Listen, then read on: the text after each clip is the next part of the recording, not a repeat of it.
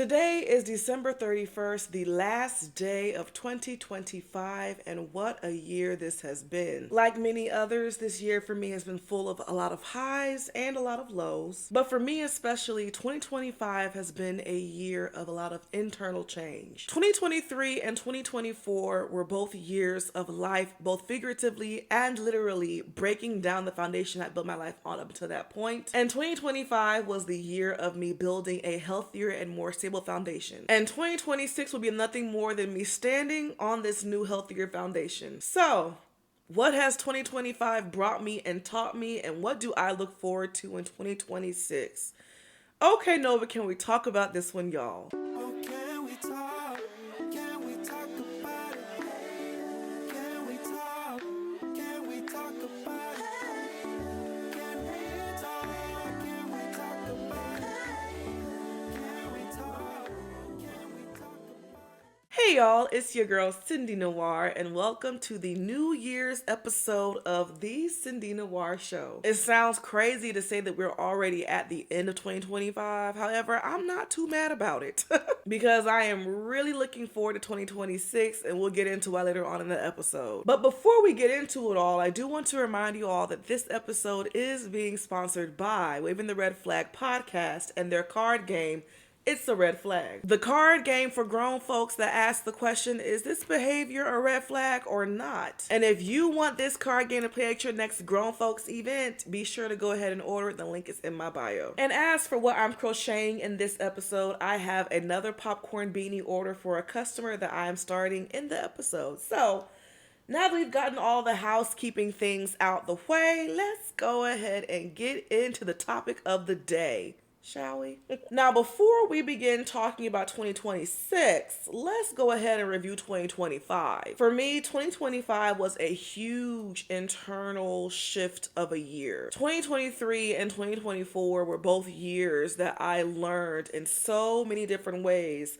that the life that I had currently built up, the habits I had formed, the behaviors that I behaved, all of those things were not going to get me where I want and need to be. In fact, it was these behaviors, these thoughts, and these habits that were keeping me from the very things that I wanted in my life. And so by the time 2025 rolled around, I was kind of broken all the way down to where there really was nowhere for me to go but up. And I really didn't plan on 2025 being such a transformative year, but there were two really important things that happened last year that really jump-started things for me. The first big thing was Rumpelstiltskin's being reelected. I kid you not, in November 2024, when he was initially reelected, I said, oh, there is no way I am going into this presidency without getting my mental health in check. I'm not doing that.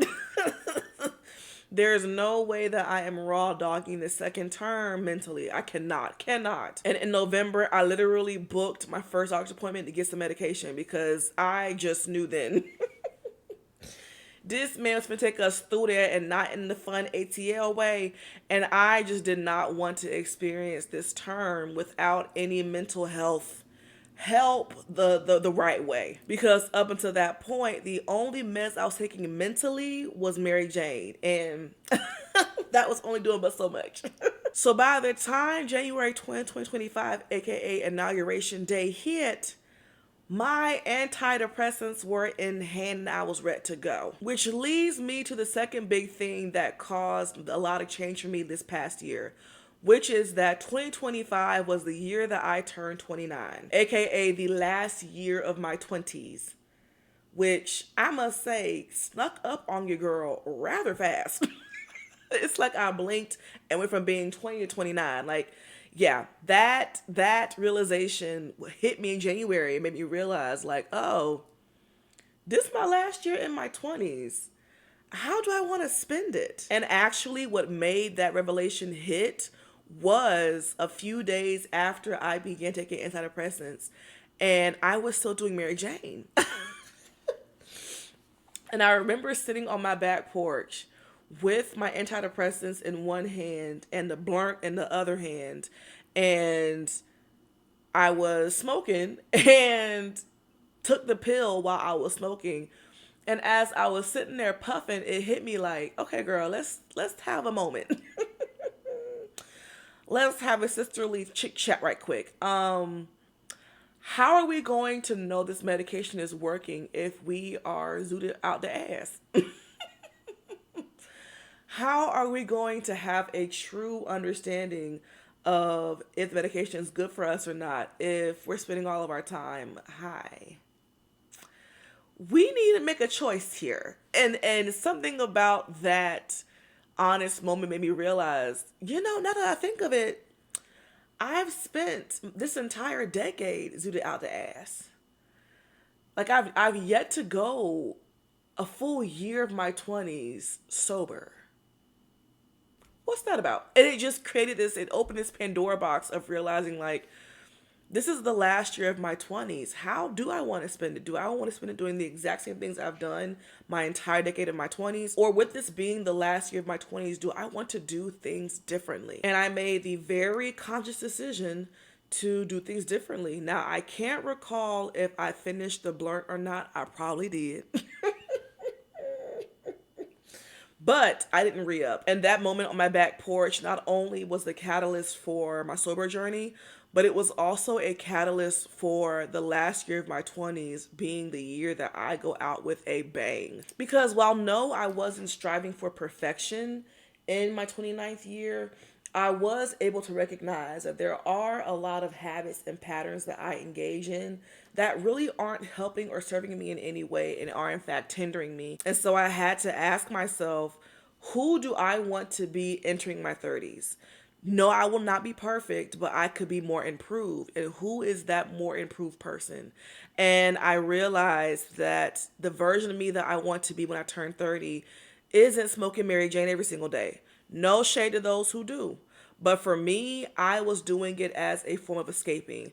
I was doing it as a way to avoid dealing with a lot of things I was running from, and it wasn't for healthy reasons. I was doing a lot of running away from a lot of the pain that I experienced from 2023 and 2024. I was smoking to run away from my poor money management, my poor lifestyle habits, and I was also running away from a lot of the dissatisfaction I had in my life in general. So while on the surface, I quit smoking to give my brain a break and for it to take to the medication better, I think on a deeper level, I quit smoking not just to confront what I had endured within the last couple of years, but to also confront a lot of things I ran from the majority of my 20s. I genuinely believe that getting sober was the main thing that I needed to do for 2025 to be such a pivotal year for me, because it was such a catalyst to so many other revelations, and it was really a domino effect. Because from my choice of becoming sober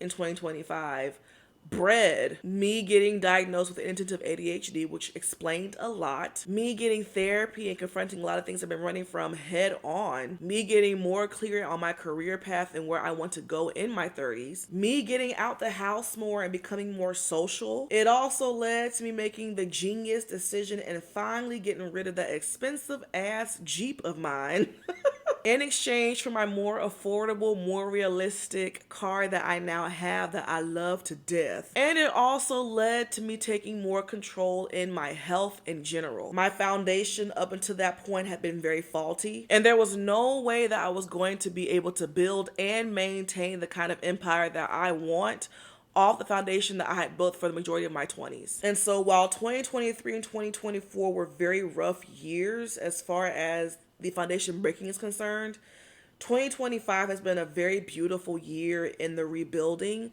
And I feel that at the end of the year, I can say that I have gained a lot more self-confidence and comfort in me being my authentic self in all of this work on the inside. I'm very proud of who I've grown to be in this past year, and I'm very grateful, even though I didn't see it at the time, that I did experience all that foundation breaking, because the foundation that I had was faulty. Because that last foundation had cracks, had holes, had cut corners. There was no way I was going to be able to stand on it long term. But I definitely feel like who I'm growing into and who I have shifted into, this new foundation is sturdy. I'm talking cement, okay? I have such a better understanding of who I am beneath the surface.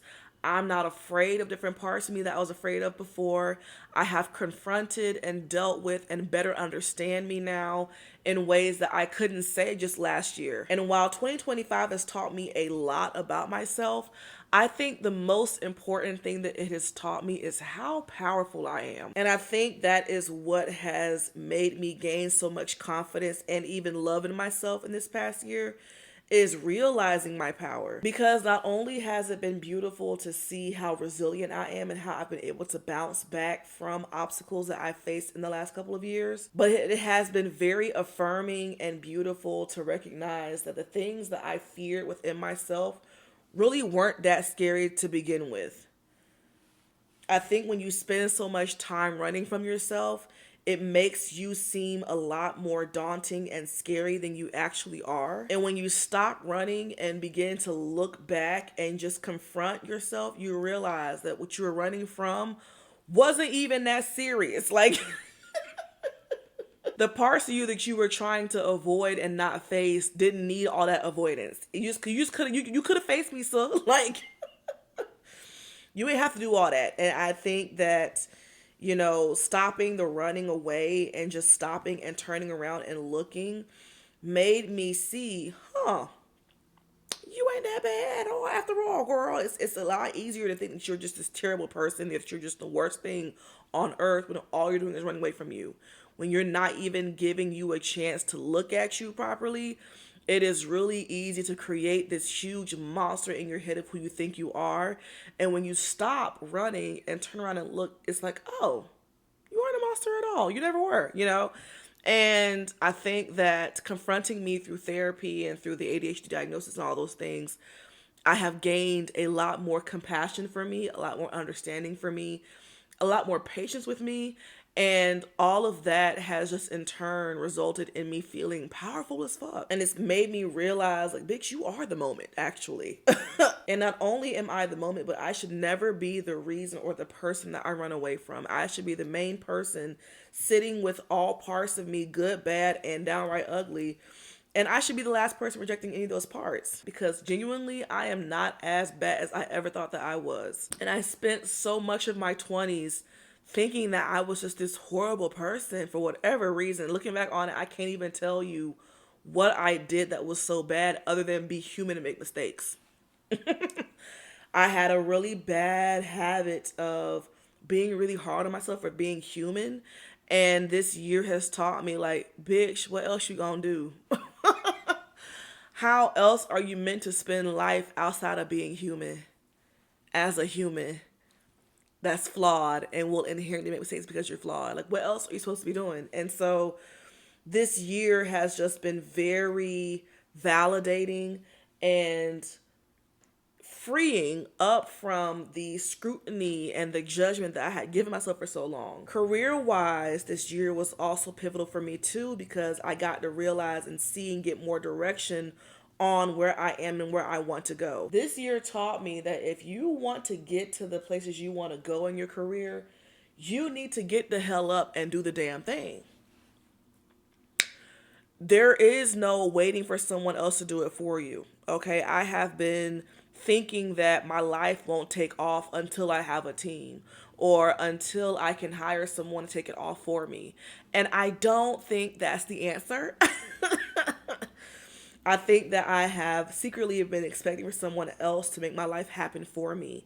And this year taught me, if you want your life to happen, you gotta make shit shake first, and everything else will fall into place once you make it happen. I've spent the majority of my 20s fearing who I am naturally, fearing that I'm meant to be in rooms that scare me, fearing that I am meant to be on stage, fearing that my life path is not typical or normal. I have spent so many years being afraid of it and trying to find workarounds or dodging it altogether.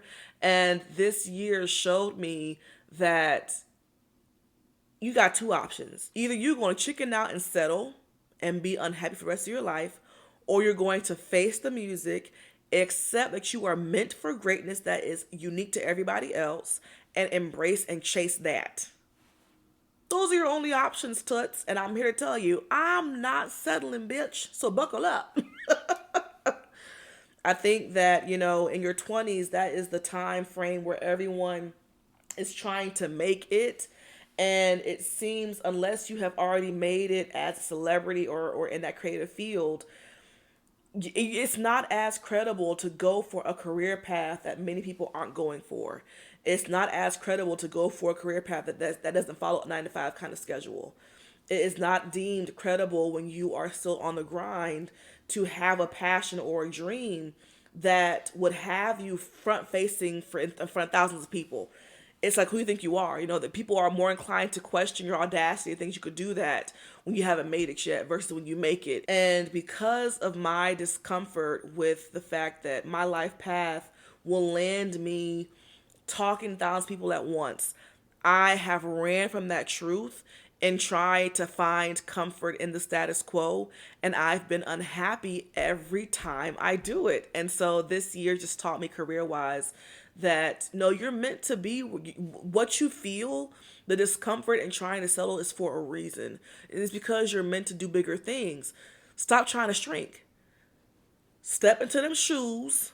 They're your size, and let's walk. And I think what made me realize this year was actually a fail. Me flopping my meeting with the head of the alternative department with Gersh, the talent agency. For those who do not know, I had the opportunity to meet with the head of the alternative department with Gersh, a top talent agency in the country located in LA. And it was a great opportunity. Could have changed my life for the better. I could have been signed to them, all of that. Well, in my opinion, I flopped it. Completely flopped the meeting. I was nowhere near prepared. A lot of the questions that he asked, I did not answer to the best of my ability because I lacked experience. I lacked the information he needed. I wasn't ready yet. And I think that at the time, while it was embarrassing, it was, however, one of the best experiences for me because in the meeting, he affirmed me and said, listen, you have the skill, you have the it factor, you have the talent. I just need to see what you can do with it, which at the time was like, that stings. But the only reason why it stung was because I was looking to Gersh to do for me what only I can do for me, which is make shit shake. What that meeting taught me was it is not anyone else's job to make me me. No one else can put me on the spot the way that I can. All that an agency can do is to take what I am making and help amplify it. But they can't amplify nothing. Let's keep it a being. And up until that point, I was only doing just a little bit of my work and wanting for someone else to swoop in and do the rest of my work. And that's just not how it works. And so that meeting made me have to sit with that reality of the biggest reason why what he said stung was because you were being told essentially that you aren't doing enough because you are not giving talent agencies and people enough to work with. And if you were fully applying yourself, if you were fully doing the damn thing and committing to your podcast and putting out and being more consistent, 9 times out of 10, you would have been more prepared. And having to sit with that truth, while it did hurt in the moment, baby, when I tell you it has set me off on a path, it has put a different level of grit and hustle in me, and it's made me realize if I want the speaking career, if I want to be a household name, there's a certain level of work I got to put in on my own first. Ain't no way around it. I ain't even gonna hold you. I'm up at 6 o'clock this morning making this video because it's the only time that I have to myself on this floor of my house because I have family home for the holidays. Do you know how much I want to stay in my bed? Do you know how cozy my bed felt when my alarm went off at 5:30 this morning? And I didn't lay in my bed for a while. I ain't gonna hold you. But what made me get out of the bed was realizing I'm not going to get to where I need to be if I let the comfort of my bed be the reason why I don't show up. Because the reality is my bed gonna be comfortable when I go back in it in about 30 minutes. I'm going back to sleep. It's fine. I can stand about an hour and a half or so awake. I'm going back to sleep. It's okay, you know? And so long of my 20s, I have let the comfort of my bed be the reason why I didn't get out of it, figuratively and literally. I have let the temporary or current comfort be the reason why, or the fact that I didn't feel like it, be the reason why I didn't fully apply myself, which is why I ended up not being fully prepared. And so this year has taught me career wise, baby, if you are trying to get somewhere in your career that, especially if it's unconventional, is in the status quo, you're going to have to accept a certain level of discomfort for an extended amount of time. That delayed gratification is going to be some delayed gratification for your ass. It's not going to come tomorrow. It isn't going to be as quick as a TikTok or Instagram reel, but it will be worth it. Now, what I have learned in 2025 in dating is to lighten the fuck up. Not only to lighten up, but also, bitch, you run the show. This is your show. I think for so much of my 20s, I have spent it worrying so much about how I'm being perceived, then I spent it worrying about my experience. And this year has taught me that the only thing I should really worry about, especially in dating alone, is my experience. Do I enjoy this? Do I like this? No, so then why am I here? What, girl, go. It's time to go.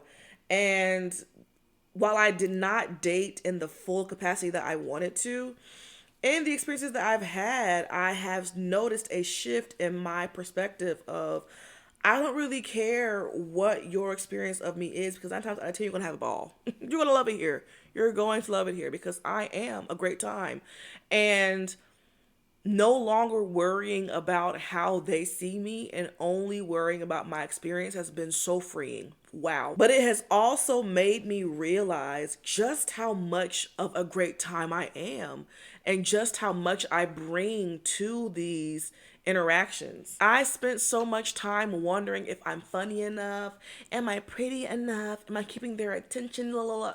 Whole time, I'm quite literally 90% of this interaction. As in, a big reason why we're laughing and getting along so much is because I'm the life of the party.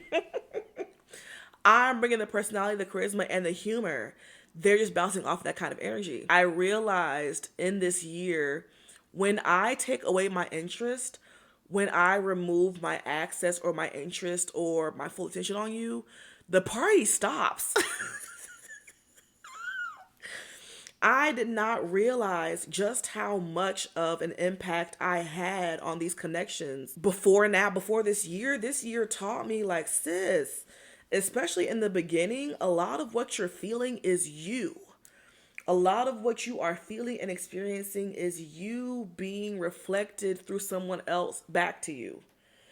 That rush, that intensity, that chemistry, a lot of that is just you seeing you through their eyes. You don't know shit about them for real. All you know is, damn, I look good through you. Well, hold on.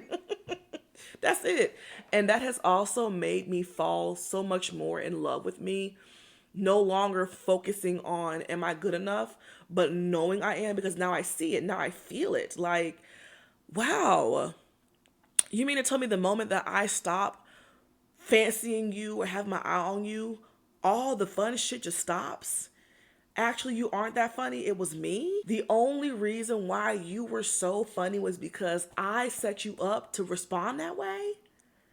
And if I weren't such a funny bitch, you wouldn't have been funny at all to me. Oh, wow, I'm that girl. Like, I have definitely noticed a significant increase in my confidence in who I am when it comes to dating, through realizing that, like, girl, a lot of what you've experienced up to this point is people bouncing off of your energy. You have not known them long enough to even know what you like about them. All you've really seen is you being bounced off of. And something about that has been really beautiful and affirming to me and made me really relaxed in knowing anyone who gets to know me 9 times out of 10 enjoy the ride. It's all about, do I enjoy this ride with you? And what can you provide this back and forth? Because I think up until this point, what I've experienced is very little. Because while it does feel great to have good back and forth with somebody, I don't think that I've experienced the fullness of meeting someone who has their own personality fully that can equally contribute to conversation. I think I have experienced more people just responding to me than I have people contributing with me. And that's okay. I have plenty of time to experience more equal footing with people. I'm just grateful for this year showing me that I have so much more to offer people than I have given me credit for, and that I need to relax and focus on my experience and my experience only. So, with all that being said, 2026 is the year of my dirty 30. I'm quite literally turning 30 on April 30th. So, this year is a big year for me. For one, I am so excited to turn 30. Can we please, as women, get rid of fearing turning 30? First of all, your 20s, while they are great, you're spending your 20s broke, babes. Like, every woman that I've talked to in their 30s says your 30s are your 20s with money. Honey, what are we afraid of? Every woman that I see in their 30s, they are thriving. They have a certain kind of sex appeal and like confidence and comfort that I don't fully see in our 20s. And I need parts. I absolutely need parts. I am here to get rid of and dismantle this fear in aging as women. No, age me, please, actually. I look forward to seeing how I do my 30s equipped with the lessons that I learned in my 20s. Like, my 20s have been great. It's been fun. It's been cute. I don't want to stay here. I'm very much ready for my experience of my 30s. I'm ready for that maturity. I'm ready for that level of elegance of being able to say that I'm 30. There is something so established about being 30 and in your 30s, and it still gives young. Like, I don't understand. I really hate that society has warped women's minds into thinking that we are our best or in our prime in our 20s. Your 20s are your first decade in adulthood, babes. You don't know shit for real. You wallowing through adulthood in your 20s. Why is that your peak? Why is that supposed to be the best time of your life? Like, I don't know. I feel like my 30s are going to be that decade for me. I'm extremely excited to be able to say that I'm 30. And more importantly, I am excited to say that I survived my 20s, okay? Because listen, there were many times in this decade where I didn't think I was going to. I'm being so real with you. It was a rough time at times. So grateful to still be here, but grateful to be able to step into this new decade of life chock full of experiences and lessons that I have gotten in my 20s. And I'm not going to hold you. I think for the early part of my 20s, I did spend that time fearing turning 30. But after I turned 25, more specifically when I turned 27, after 27, I said, yeah, wrap this up. Wrap this up and 30 me, please. Because the version of me that I envision, not just at 30, but in my 30s, baby, she is poised. She has a level of knowing that I did not fully know in my 20s. She walks into rooms not questioning if she belongs there, but knowing, yeah, I put the work into being this bitch. Scoot over, you know? That's 30 me. That's the 30s me, you know? Doubt is a fleeting feeling for her. It comes and goes. She doesn't cling on to it. I feel like 30s me does not identify with doubt or fear. Those are fleeting emotions and thoughts. She lets them pass and keeps it pushing. 30s me does not question rooms she knows she belongs in. She does not question seats at tables that she knows she works to be in. She doesn't do any of that. She just has a seat. Pass the peas. Where am I supposed to, where's the food at? She does not sit at the table wondering if anybody else around the table questions her being there. No. Hey, how you doing? What's up? How you been? 30s me just has this confidence and this knowing that I can say that I didn't fully embody in my 20s. But I think it took me not fully embodying it in my 20s to embody it in my 30s. Most importantly, 30s me fully accepts and understands that I'm a diva. Listen, I was born a diva. And I feel like when you're a diva, you are born it. It's not given, it's born. You just got it or you don't. And I have been born a diva, but it has been really difficult for me to fully embrace being a diva. And as I've gotten older in my 20s, I've embraced it more. But 30s me, full-fledged. I don't give a fuck. I am a diva.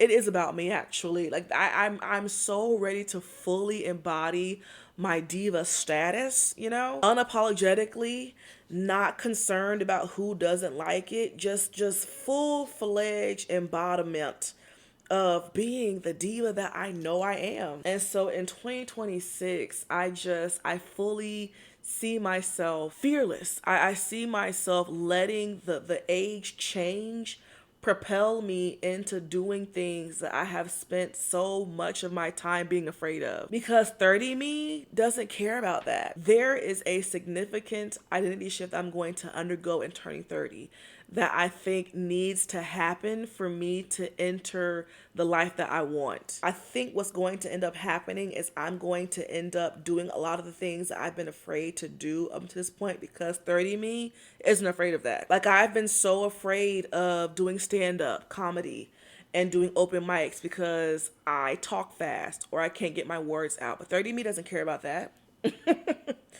There are people who go on these open mics who talk perfectly fine and aren't funny. Can get all those words out and it's a whole bunch of unfunny ass words. And 30 me don't care about that for real. So that's just one example, but I do feel and see myself having this shift in identity that's going to really put me on the map. 30 me, I think, will also be more open to chasing no's. I have spent the majority of my life in general fearing no's. I don't like being told no. I don't like the feeling of being rejected. And I because of that, I will not put myself out there if I think there is a chance in being rejected. And something about me, the who I envision in being 30 is like, if they say no, on to the next. It just wasn't for you. And, there's a fearlessness that she has that I'm just ready to just ingest. And quite frankly, I don't think it'll be like on my 30th birthday it's going to be a light switch. I think I'm going to begin embodying her as in tomorrow. I'm not waiting till April, but I think that this year itself will be the year that I become more fearless. This year will be the year that I apply for more things and that I stick my neck out and advocate for me in more different areas that I'm afraid to advocate for. This is the year that I do it, and I think that turning 30 is just a catalyst for it. But I've been seeing a lot of content about chasing the no, and I love that concept because I spend so much time chasing the yes, and I think that that is the wrong thing to do for me right now.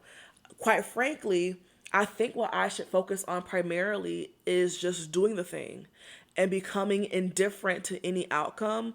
But for now, let's just focus on shifting away from the validation of a yes to learning how to accept no's and keep it pushing. I think that I will take a no and then go home. And that's where I mess up. I want to build my resilience in being able to hear what I don't want to hear and not letting that stop me. Quite frankly, I think that the Gersh interview really got me to see the beauty in being told no and keeping it pushing, because my therapist really got me to see that there's so much more growth in being told no than being told yes. And the Gersh experience, what that created in my future and how that really changed things for me, made me realize, listen, Being told no isn't inherently a bad thing. In fact, sometimes what you need is that no more than that yes. Had I not been told no by Gersh, I would have not had a fraction of the revelations that I had. It would have not caused me to do much introspection at all, nor would it have gotten me to shift a lot of my thinking in my career, which is what I needed. And so now it has me curious of what other no's do I need to hear to better me? What else is out there? And so I find myself being more curious of opportunities for the no of it all than the yes now. And I'm not mad at that. Not saying that I don't want anything to happen. Don't get me wrong. I do want to hear some yeses. However, seeing how much I've grown since being told no by Gersh really lit a fire under my ass to realize, listen, no's aren't that bad, stink. And I think that we are missing out on so much more in life by being so afraid of a no that we don't try at all. So if we now see that yeses are great, but so are no's, what's holding us back for real? Not a damn thing. Exactly. And I also want to be more fearless in dating too. I want to be a different bitch in dating. I don't want. I've always been a one person kind of girl. No, may the best one win. That's I just why not? Why have I limited myself to one person at a time? Because I'm here to tell you, it's not just because I'm a one person kind of girl. No, it's because I didn't think that I was interesting. I didn't think that I would be able to maintain the focus of more than one person. Up until this point, I did not think that I had what it took to be able to attract more than one person at a time. I have been selling myself short and trying to convince myself that it was because I just don't do that. No, I've just been thinking small. Next year, I want to think big in every aspect of my life. I don't want to be so locked down minded where if I meet one person, that's who I focus on and hope that it works out. No. You could be my face for the next 2 weeks and that's it. I don't know you. You don't know me. Who else is out there? I want to just embody this mindset of abundance all across my life. I want to rid myself of scarcity mindset. I want to get rid of this idea that most people wouldn't find me appealing or most people don't like me. Bitch, I love me, which means that there has got to be at least 10 motherfuckers out there who love me too or want to get to know me more. Why would I limit me down to one person when I don't know them and they don't know me? Sir, ma'am, I could learn you and not like you at all. I'm just so worried about will they like me. I may not like your ass. So how's about I get to know more people so that if I get to know you and I don't like what I see, I have other options. This year for me is going to be all about me. No penny proud. Actually, all the penny proud. If I'm going to be fearless, I want to be fearless in all the ways. I want to know what my life looks like when I get out of my way and allow myself to be seen by others in more ways than one, allow myself to be known by others in more ways than one, and allow myself to fully immerse myself in life and living. I think that while I have lived in my 20s, I have not lived my fullest. And I think that in my 30s, I'll be living life to the fullest, for real, for real. And lastly, 2026 will also be the year that I fully engage and propel my public speaking career. It is time for me to get on stage, y'all, and not just for an open mic, but for a keynote or for a convention, for a retreat, for a sisters or women's only group, that kind of thing. It is time. It's time. And that is one thing that I have really been afraid of fully fulfilling and pursuing in my life, although I know that that's what I want to do in my life. And this is the year that I begin it. It's time. It is time. No more questioning my expertise. No more questioning if I have what it takes. And no more questioning who'd want to hear me speak. You got a whole podcast, a platform of over 1 million followers across social media, Somebody gonna want to hear you speak and pay for it. It is time to get out your head, girl. And with that will come some changes to my podcast. Don't worry, I'm not going anywhere, but there will be some shifts. I think public speaking has been the one thing that I've been the most fearful of because of my speech impediment and talking fast and stuttering. And now I feel like, okay, bitch, either you're going to embody your speech impediment and work around it and speak, or get a speech therapist and shut the hell up and fix it. I'm tired of hiding behind how I speak and letting that be the reason why I don't try. Either you're going to hire a speech therapist to work on this, or you're going to embody it and get on stage. I'm over it. I'm tired of it. And 30 me is not letting a few jumbled words or letting a stutter be the reason why I don't go for what I want in life. There's no telling who in that audience also stutters, who will feel seen by you. There's no telling who in that audience you're speaking to talks fast, who will still understand you. Girl, come on. I've really let my speech impediment be the reason why I don't fully apply myself when it comes to being a public speaker. And this is the year that stops. It stops here. And so I look forward to seeing that part of my career finally take off how it needs to.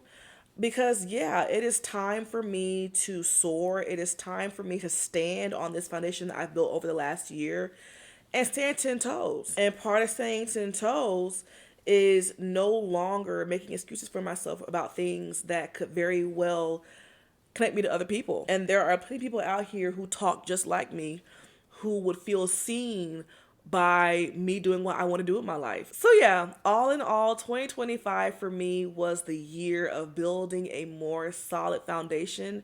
And in 2026, I'm standing, okay? And that's all I have for me, but now I want to hear from you. How was your 2025? What did you learn?